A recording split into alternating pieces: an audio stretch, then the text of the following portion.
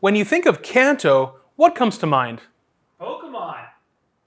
When you think about Kanto, the company making this video, the audio company, what comes to mind? It might be powered speakers.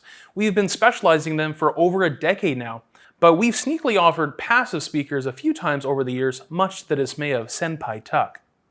We've had Ben, Yarrow 2, Yumi Passive, and now we have U Passive in both a 4-inch and 5¼ inch flavor. Today I'll be going over how to choose an amplifier, or amp for short, for your passive speakers, and give you a quick rundown of how to connect them together.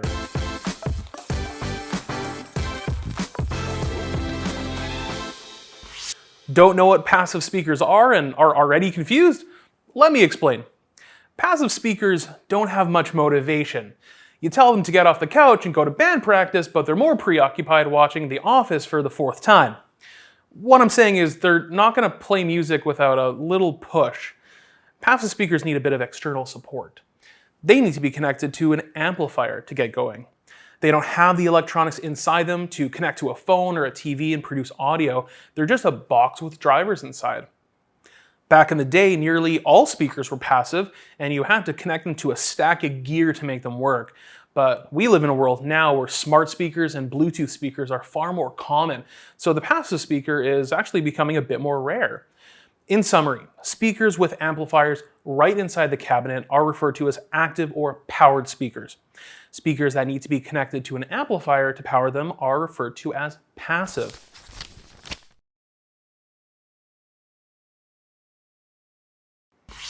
So it's actually pretty easy to match up a set of passive speakers with an amplifier.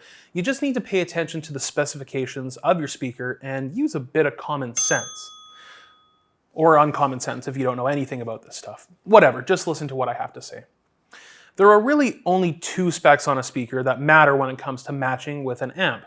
Ohms, represented by this symbol, and wattage, represented by a W. Let's talk about ohms first. All electronics have resistance, how easy or difficult it is for electricity to travel through the electronics. We measure electrical resistance in ohms.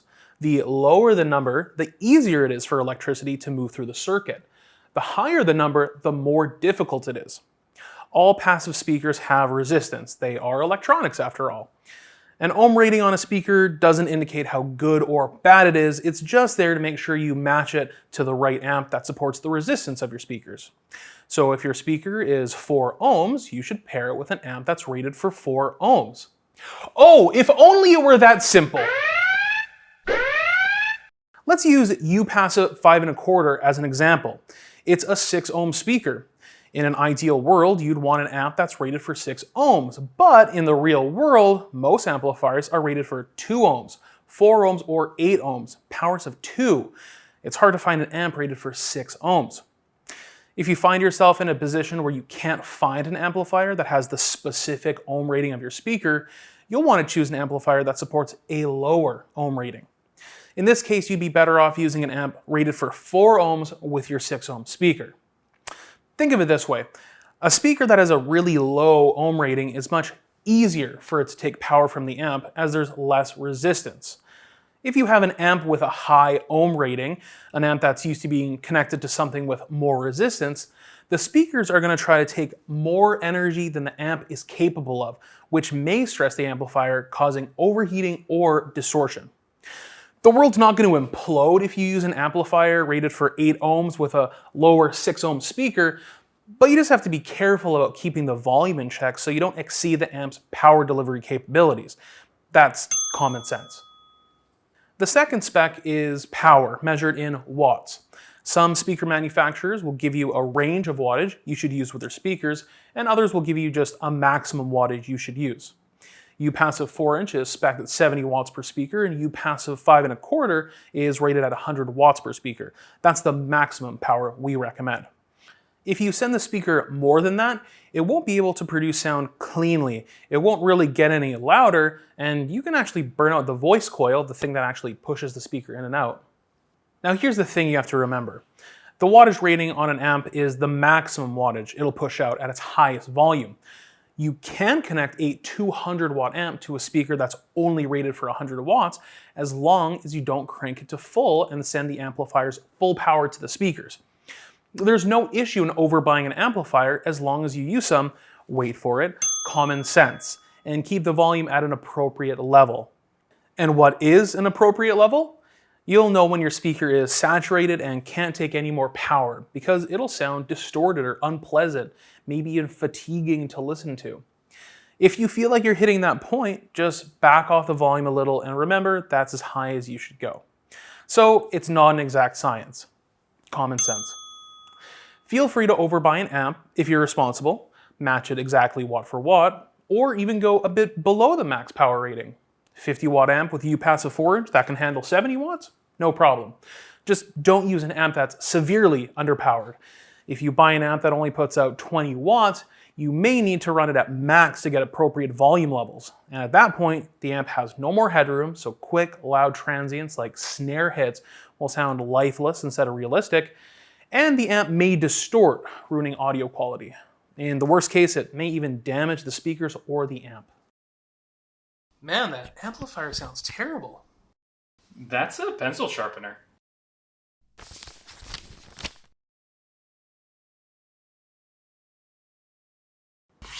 Now, most amps on the market aren't true amps.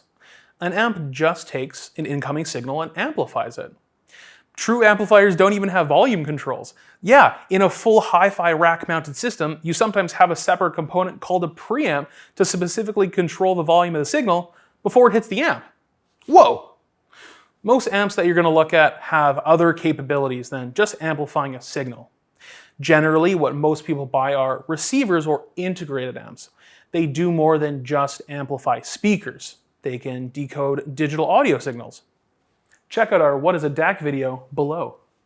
Or they might have Wi-Fi streaming capabilities, and they can switch between a few different inputs.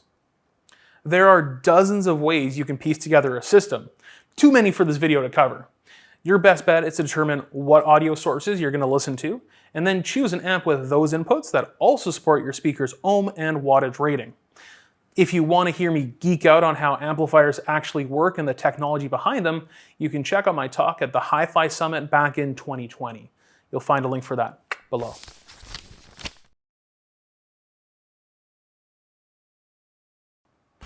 Now that you've picked the perfect amp for your passive speakers, it's time to set it up. You'll need to buy some speaker wire to connect each passive speaker to the left or the right outputs of your amp. You can buy speaker wire in a roll and cut it to length, or you can buy speaker wire that's already cut to the length you need. Before you attempt to set anything up, watch our video about how to connect speaker wire to binding posts to get acquainted with the process. You can find that in the description below. For this demonstration, we're going to assume you have a stereo amplifier that only has 2 channels, right and left. Connect speaker wire from one speaker to the right or left output of your amp, making sure to connect positive to positive and negative to negative. Most speaker wire is color-coded, or it has a mark on one side to make sure you don't get it twisted. Repeat it with the other speaker and output on the amp. Connect your audio source to the amp, whether it's wired or wireless. Make sure your amp is turned on, and switch the correct input if applicable. And you should be in business. Passive speakers give you full control over all the elements in your audio chain, unlike powered speakers which can't be upgraded or changed in the future. Give our U-passive speakers a try if you're ready to get a bit more serious about your audio game, or need to replace some aging speakers in your home theater setup, or you're just looking for a low-cost solution for a secondary audio system in your house. If I've given you the confidence to try out passive speakers, and you felt like you've learned something from this video, check out some of the other ones on our channel. Heck, you can even subscribe if you want to, if you don't want to miss another one. I'm Jason from Kanto Audio, and I'll see you in the next video.